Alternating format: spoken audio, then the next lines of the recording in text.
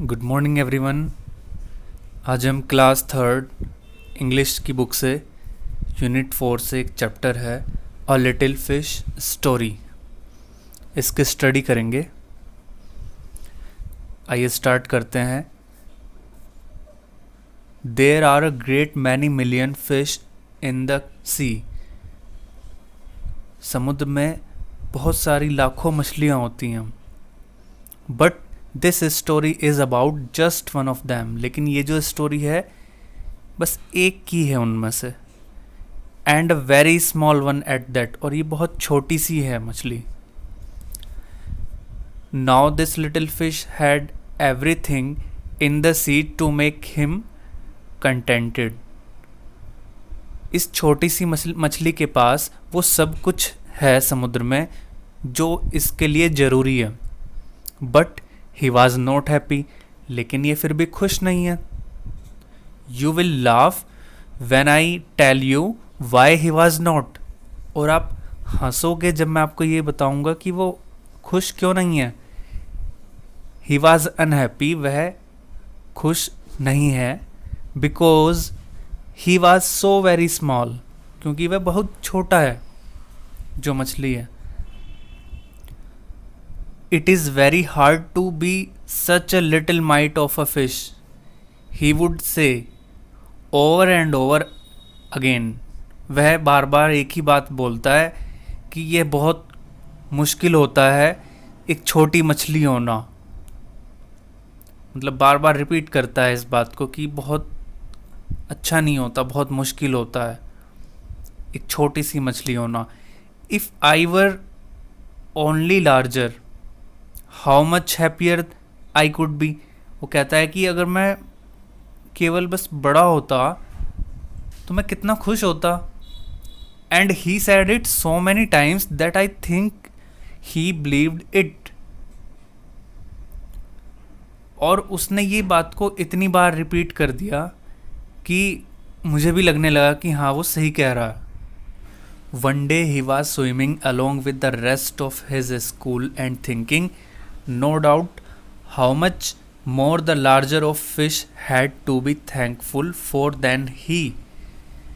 एक दिन क्या होता है, वो फिश, छोटी फिश जो है, अपने और दूसरे फ्रेंड्स फिशेस के साथ स्विमिंग कर रहा होता है और सोच रहा होता है कि इसमें कोई डाउट नहीं है, ये जो बड़ी फ़िश होती हैं, लार्जर हैं मेरे से साइज़ में, ये बहुत थैंकफुल होती हैं मेरी कंपेयर में, और बहुत अच्छा लगता है इनको देखकर एक दूसरे को।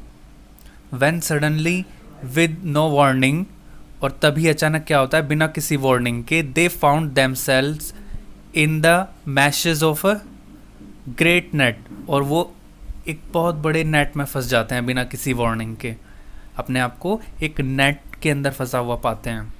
There was much floundering and splashing as the net was drawn up out of the water into the sunlight। और तब वो जब नेट में फंस जाती हैं सारी जो फिशेस हैं, वो बहुत ज़्यादा डर जाती हैं कि ये क्या हो गया, और वो वाटर में डर से आवाज़ें निकालने लगती हैं, शोर मचाने लगती हैं। जब वाटर से ऊपर की तरफ खींचती हैं वो नेट से, नेट बाहर को खींचता है वाटर से सनलाइट की तरफ, तो वो बहुत ज़्यादा डर जाती हैं और आवाज़ें निकालने लगती हैं, और वो सारी मछलियाँ जो है नेट में फंस जाती हैं। And just as its whole was being impacted into the boat, the smallest fish in the school wriggled through the mesh and slipped back into the cool clear water। और तब क्या होता है, जब वो बड़ी मछलियाँ फंस जाती हैं नेट में और उनको बोट में पलट दिया जाता है। जब वो नेट के अंदर फंस गई मछलियाँ तो उनको एक बोट होती है वहाँ पर, उसमें बोट में डाल देते हैं सारी मछलियों को। और ये जो छोटी मछली थी, ये छोटी होने की वजह से नेट से निकल जाती है, वापस बाहर आ जाती है, और वापस जो क्लियर कूल वाटर था, साफ़ ठंडा पानी है, उसमें वापस आ जाती है। How good it felt. और कहती है कि मुझे उससे नेट से निकल के कितना अच्छा फील हो रहा है वापस ठंडे पानी में आकर। He swam here and there and everywhere. और वो जो छोटी फिश थी जो नेट से निकली थी, अब वो इधर उधर स्विम करती है और इधर उधर वाटर में हर जगह स्विम करती है.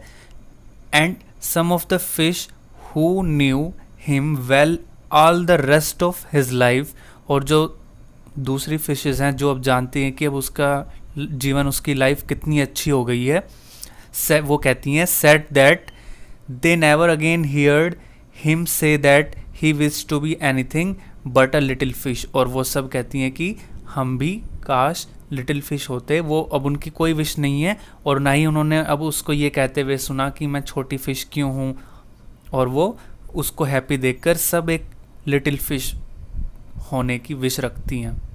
आइए न्यू वर्ड्स देखते हैं कौन कौन से सीखे हमने इस चैप्टर में. फर्स्ट है मिलियन. मिलियन मीन्स लाखों. 1 मिलियन में 10 लाख होता है. ठीक है. फ्लाउंडरिंग मीन्स डरा हुआ होना, लड़खड़ाना या घबराहट होना. जैसे वो फिशेस जो थी वो एकदम से जब नेट में फंस गई तो बहुत ज़्यादा डर गई थी. मैशेस मीन्स जो जाली होती है उसको नेट बोलते हैं. हॉल का मीन्स होता है जो पकड़ी गई या चुराई गई बहुत सारी चीज़ें होती हैं उनको एक जगह इकट्ठा करना. कंटेंटेड का मीनिंग होता है संतुष्ट होना, और स्प्लैशिंग का मीनिंग होता है पानी पर हाथ मार के जो छप छप करते हैं ना, उसको बोलते हैं स्प्लैशिंग. इम्पेक्टेड का मीनिंग होता है खाली कर देना. रिगिल्ड का मीनिंग होता है छटपटाना. और वार्निंग का मीनिंग होता है चेतावनी देना, सावधान करना.